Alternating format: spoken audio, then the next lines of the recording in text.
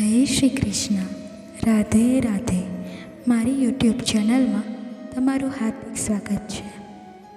આજે આપણે એક એવા શુભ દિવસ વિશે વાત કરવા જઈ રહ્યા છીએ જે દરેક ઘરમાં સુખ, સમૃદ્ધિ અને શાંતિ લાવવાની તક આપે છે. આ દિવસ છે વૈશાખ શુદ્ધ ત્રીજ એટલે કે અક્ષય તૃતીયા, જેને ગુજરાતમાં અખાત્રીજ તરીકે પણ ઓળખવામાં આવે છે.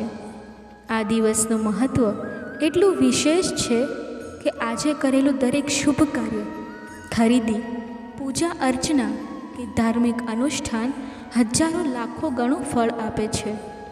આજના આ વિશેષ વિડીયોમાં આપણે ચર્ચા કરીશું કે જો આપણે સોનું, ચાંદી, મકાન, જમીન કે અન્ય મોંઘી વસ્તુઓની ખરીદી ન કરી શકીએ તો એવી કઈ 5 સસ્તી અને શુભ વસ્તુઓ છે જેની ખરીદી કરીને આપણે માતા મહાલક્ષ્મીની કૃપા મેળવી શકીએ અને આપણા ઘરમાં ધન, ઐશ્વર્ય અને અન્નના ભંડાર હંમેશા ભરેલા રહે.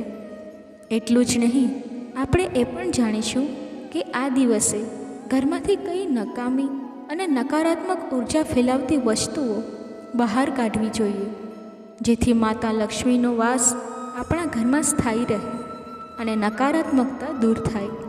જો આ વિડીયો આપને પસંદ આવે તો લાઈક કરજો, તમારા મિત્રો અને પરિવાર સાથે શેર કરજો અને જો તમે આ ચેનલ પર પહેલીવાર આવ્યા હો તો સબસ્ક્રાઈબ કરી લેજો.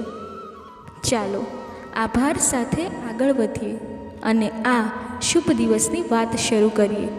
અક્ષય તૃતીયા એ એવી પવિત્ર તિથિ છે જેનો ક્યારેય ક્ષય થતો નથી. અક્ષય શબ્દનો અર્થ છે જેનો ક્યારેય નાશ ન થાય, જે હંમેશા શુભ અને સ્થાયી રહે. આ તિથિ વર્ષમાં એક જ વખત આવે છે અને તેનું ધાર્મિક, આધ્યાત્મિક અને સાંસ્કૃતિક મહત્ત્વ અનન્ય છે. શાસ્ત્રો અનુસાર આ દિવસે કરેલી દરેક ખરીદી, દાન, પૂજા, જપ, તપ કે અનુષ્ઠાન અક્ષય ફળ આપે છે, એટલે કે તેનું ફળ ક્યારેય નાશ પામતું નથી. અક્ષય તૃતીયાને ઘણા લોકો સોનાનો દિવસ પણ કહે છે, કારણ કે આ દિવસે સોનું, ચાંદી, જમીન, મકાન, વાહન કે અન્ય મૂલ્યવાન વસ્તુઓની ખરીદી શુભ માનવામાં આવે છે. આવી ખરીદીઓ ઘરમાં સમૃદ્ધિ અને બરકત લાવે છે. પરંતુ મિત્રો, જો આપણી પાસે આવી મોંઘી વસ્તુઓ ખરીદવાની ક્ષમતા ન હોય તો નિરાશ થવાની જરૂર નથી. શાસ્ત્રોમાં એવી ઘણી સરળ અને સસ્તી વસ્તુઓનો ઉલ્લેખ છે જેની ખરીદી કરીને આપણે માતા મહાલક્ષ્મીની કૃપા મેળવી શકીએ છીએ. આવી વસ્તુઓ નાની હોય છે પણ તેનું મહત્ત્વ અને શુભત્વ અપાર હોય છે. આ ઉપરાંત અક્ષય તૃતીયા એક એવો દિવસ છે જ્યારે આપણે આપણા ઘરની સફાઈ અને નકારાત્મક ઉર્જા દૂર કરવા પર ધ્યાન આપવું જોઈએ. ઘરમાં રહેલી કેટલીક નકામી અને તૂટેલી વસ્તુઓ નકારાત્મક ઉર્જા ફેલાવે છે અને માતા મહાલક્ષ્મીને અપ્રસન્ન કરે છે. આજે આપણે એવી વસ્તુઓ વિશે પણ જાણીશું જેને આ દિવસે ઘરમાંથી બહાર કાઢવી જોઈએ.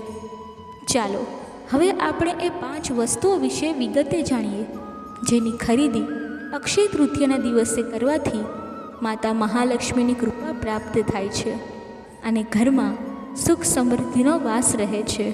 પહેલું, કોળી. અક્ષય તૃતીયાના દિવસે 11 કોળી ખરીદવી એ ખૂબ જ શુભ કાર્ય માનવામાં આવે છે. કોળી એ માતા મહાલક્ષ્મીનું પ્રતીક છે. પ્રાચીન કાળમાં કોળીનો ઉપયોગ ચલણ તરીકે થતો હતો અને તે ધનનું પ્રતિનિધિત્વ કરે છે. આ 11 કોળીને ખરીદીને ઘરે લાવો, પછી તેને ગંગાજળ અથવા શુદ્ધ જળથી ધોઈ લો.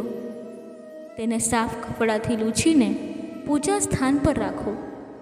કોળી પર હળદર, કેસર કે કંકુ ચડાવો અને થોડા ચોખાની ચપટી મૂકો. આ પછી કોળીઓને લાલ કપડામાં લપેટીને ધૂપ દીપ કરીને પૂજા કરો.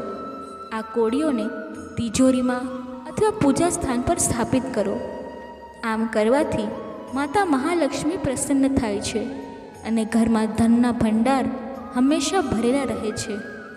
આ ઉપરાંત કોળી ઘરમાં નકારાત્મક ઉર્જાને દૂર કરે છે અને સકારાત્મક ઉર્જા લાવે છે. બીજું, દક્ષિણાવર્તી શંખ. અક્ષય તૃતીયાના દિવસે દક્ષિણાવર્તી શંખ ખરીદવો એ અત્યંત શુભ માનવામાં આવે છે. દક્ષિણાવર્તી શંખને માતા મહાલક્ષ્મીનું સાક્ષાત સ્વરૂપ ગણવામાં આવે છે. શાસ્ત્રો અનુસાર શંખ અને માતા લક્ષ્મી બંને સમુદ્ર મંથનમાંથી ઉત્પન્ન થયા છે અને તેથી શંખને લક્ષ્મીજીના ભાઈ તરીકે પણ ગણવામાં આવે છે. જ્યાં શંખ હોય ત્યાં માતા લક્ષ્મીનો વાસ હોય છે. આ શંખને ખરીદીને ઘરે લાવો અને શુદ્ધ જળથી ધોઈ લો. તેમાં કેસર કે હળદરવાળા ચોખા ભરો અથવા એક સિક્કો મૂકો. જો શંખને પૂજા સ્થાન પર રાખવો હોય તો તેમાં જળ ભરીને રાખો, પરંતુ શંખને ક્યારેય ખાલી ન રાખવો. દરરોજ શંખની પૂજા કરો અને શક્ય હોય તો શંખનાદ કરો. આમ કરવાથી ઘરમાં ધન વૈભવની કમી ક્યારેય રહેતી નથી અને માતા મહાલક્ષ્મીની કૃપા સતત બની રહે છે. ત્રીજું, એકાક્ષી નારિયેળ. એકાક્ષી નારિયેળ એ માતા મહાલક્ષ્મીનું સાક્ષાત સ્વરૂપ છે. આ નારિયેળની ખાસિયત એ હોય છે કે તેની એક જ આંખ હોય છે અને તે ખૂબ જ દુર્લભ હોય છે. અક્ષય તૃતીયાના દિવસે આ નારિયેળ ખરીદીને ઘરે લાવો. તેને ગંગાજળથી ધોઈને પૂજા સ્થાન પર રાખો. તેની પૂજા કરો, લાલ કપડામાં લપેટો અને તિજોરીમાં કે મંદિરમાં સ્થાપિત કરો. એકાક્ષી નારિયેળ આર્થિક સમસ્યાઓમાંથી મુક્તિ અપાવે છે અને ઘરમાં સમૃદ્ધિ લાવે છે. આ નારિયેળ ઘરમાં રાખવાથી નકારાત્મક ઉર્જા દૂર થાય છે અને સકારાત્મક વાતાવરણ બને છે. ચોથું, શિવલિંગ. અક્ષય તૃતીયાના દિવસે પારદ શિવલિંગ, ચાંદીનું શિવલિંગ અથવા કોઈ પથ્થર કે ધાતુનું નાનું શિવલિંગ ખરીદવું ખૂબ શુભ છે. શાસ્ત્રો અનુસાર અક્ષય તૃતીયાના દિવસે ભગવાન કુબેરને તેમનો ખજાનો પ્રાપ્ત થયો હતો અને કુબેરના ઈષ્ટદેવ ભગવાન શિવ છે. તેથી આ દિવસે શિવલિંગની ખરીદી અને સ્થાપના કરવાથી ભગવાન શિવ અને કુબેરની પ્રાપ્તિ થાય છે. તેથી આ દિવસે શિવલિંગની ખરીદી અને સ્થાપના કરવાથી ભગવાન શિવ અને કુબેરની કૃપા પ્રાપ્ત થાય છે. શિવલિંગને ઘરે લાવીને ગંગાજળથી શુદ્ધ કરો. તેની વિધિવત પૂજા કરો અને પૂજા સ્થાનમાં સ્થાપિત કરો. દરરોજ કે ખાસ કરીને સોમવારે શિવલિંગ પર જળાભિષેક કરો. આમ કરવાથી ઘરમાં ધનની કમી નથી રહેતી અને માતા લક્ષ્મી તથા કુબેરનો આશીર્વાદ મળે છે. જો શિવલિંગ ખરીદવું શક્ય ન હોય તો આ દિવસે નજીકના શિવ મંદિરમાં જઈને ભગવાન શિવની પૂજા અર્ચના કરો. પાંચમું, ક્રિસ્ટલનો કાચબો. અક્ષય તૃતીયાના દિવસે ક્રિસ્ટલનો નાનો કાચબો ખરીદવો પણ શુભ છે. કાચબો ભગવાન વિષ્ણુના કચ્છપ અવતારનું પ્રતીક છે, જે સમુદ્ર મંથન દરમિયાન ભગવાને ધારણ કર્યો હતો.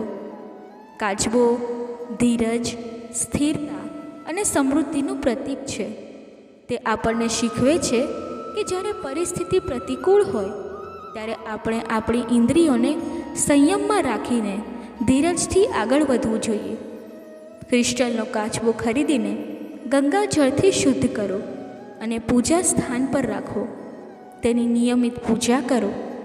આ કાચબો ઘરમાં સુખ, સમૃદ્ધિ અને શાંતિ લાવે છે અને રોગ, કષ્ટ અને આર્થિક સમસ્યાઓમાંથી મુક્તિ અપાવે છે. અક્ષય તૃતીયા એ માતા મહાલક્ષ્મીની પૂજાનો દિવસ છે અને માતા લક્ષ્મીને સ્વચ્છતા અને સકારાત્મક ઉર્જા ખૂબ પસંદ આવે છે. જો ઘરમાં નકામી, તૂટેલી કે નકારાત્મક ઉર્જા ફેલાવતી વસ્તુઓ હોય તો માતા મહાલક્ષ્મી અપ્રસન્ન થઈ શકે છે અને ઘરમાં દરિદ્રતા આવી શકે છે. ચાલો જાણીએ કે આ દિવસે ઘરમાંથી કઈ વસ્તુઓ બહાર કાઢવી જોઈએ. પહેલું, ઘરમાં તૂટેલી સાવરણી રાખવી એ દરિદ્રતાનું પ્રતીક છે. સાવરણી એ લક્ષ્મીજીનું પ્રતીક છે, કારણ કે તે ઘરની સફાઈ કરે છે અને નકારાત્મક ઉર્જાને દૂર કરે છે. જો સાવરણીના રેસા નીકળી ગયા હોય કે તે તૂટી ગઈ હોય તો તેને તરત બદલો. અક્ષય તૃતીયાના દિવસે નવી સાવરણી ખરીદો અને ઘરની સફાઈ કરો. આમ કરવાથી લક્ષ્મીજીની કૃપા પ્રાપ્ત થાય છે. બીજું, ઘરમાં તૂટેલા ચપ્પલ કે જૂતા રાખવા એ પણ નકારાત્મક ઉર્જા ફેલાવે છે. આવી વસ્તુઓ દરિદ્રતાનું પ્રતીક છે. અક્ષય તૃતીયાના દિવસે આવા તૂટેલા ચપ્પલ જૂતાને ઘરમાંથી બહાર કાઢી દો. જો શક્ય હોય તો નવા ચપ્પલ ખરીદો અને ઘરમાં સકારાત્મક ઉર્જા લાવો. ત્રીજું, તૂટેલા વાસણો. ઘરમાં તૂટેલા કે ખરાબ થયેલા વાસણો રાખવા ન જોઈએ. સ્ટીલ, કાચ કે અન્ય ધાતુના વાસણોમાં જો તિરાડ પડી ગઈ હોય કે તે ખરાબ થઈ ગયા હોય તો તે નકારાત્મક ઉર્જા ફેલાવે છે. અક્ષય તૃતીયાના દિવસે આવા વાસણોને બહાર કાઢી દો અને જો શક્ય હોય તો નવા વાસણો ખરીદો. આમ કરવાથી ઘરમાં શાંતિ અને સમૃદ્ધિ આવે છે. ચોથું, અક્ષય તૃતીયાના દિવસે ઘરમાં ગંદા કપડાં ન રાખવા જોઈએ. માતા લક્ષ્મીને સ્વચ્છતા ખૂબ પસંદ છે. આ દિવસે ઘરની સંપૂર્ણ સફાઈ કરો. ગંદા કપડાં ધોઈ લો અને નવા કે સ્વચ્છ કપડાં પહેરો. ઘરની સફાઈ અને વ્યવસ્થા માતા લક્ષ્મીને આકર્ષે છે. પાંચમું, જો ઘરમાં સુકાયેલા છોડ કે વૃક્ષો હોય તો તેને અક્ષય તૃતીયાના દિવસે બહાર કાઢી દો. સુકાયેલા છોડ નકારાત્મક ઉર્જા અને વાસ્તુ દોષ પેદા કરે છે. આ દિવસે નવા ફૂલો કે છોડ લાવો અને ઘરમાં સકારાત્મક ઉર્જા ફેલાવો.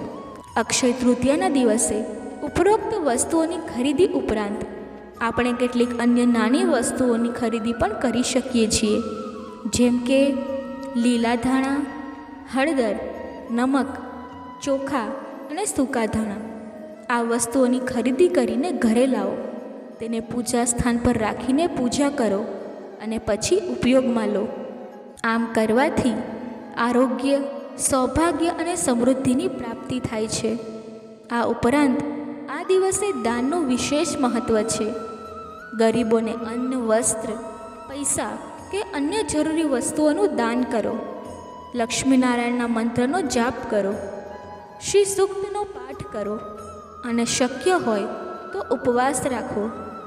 આ બધું કરવાથી આપણા જીવનમાં સુખ, શાંતિ અને સમૃદ્ધિનો વાસ રહેશે. મિત્રો, અક્ષય તૃતીયા એ એક એવો દિવસ છે જે આપણને આપણા જીવનને સુધારવાની, નકારાત્મકતાને દૂર કરવાની અને સકારાત્મક ઉર્જા લાવવાની તક આપે છે. આ દિવસે ઉપર જણાવેલી 5 વસ્તુઓની ખરીદી કરો, ઘરની સફાઈ કરો અને માતા લક્ષ્મી તથા ભગવાન વિષ્ણુની પૂજા કરો. આ બધું કરવાથી આપના ઘરમાં હંમેશા ખુશીઓ, સમૃદ્ધિ અને શાંતિ રહેશે. દર્શક મિત્રો, આ વિડીયો આપને પસંદ આવ્યો હશે એવી આશા છે. આપના પ્રેમ અને સમર્થન માટે હૃદયપૂર્વક આભાર. ચાલો આ શુભ દિવસે બોલીએ: મંગલમ ભગવાન વિષ્ણુ, મંગલમ ગરુડધ્વજ, મંગલમ પુંડરીકાક્ષ, મંગલાય તનોહરી. બોલો શ્રી લક્ષ્મી નારાયણ દેવની જય. જય શ્રી કૃષ્ણ મિત્રો. રાધે રાધે.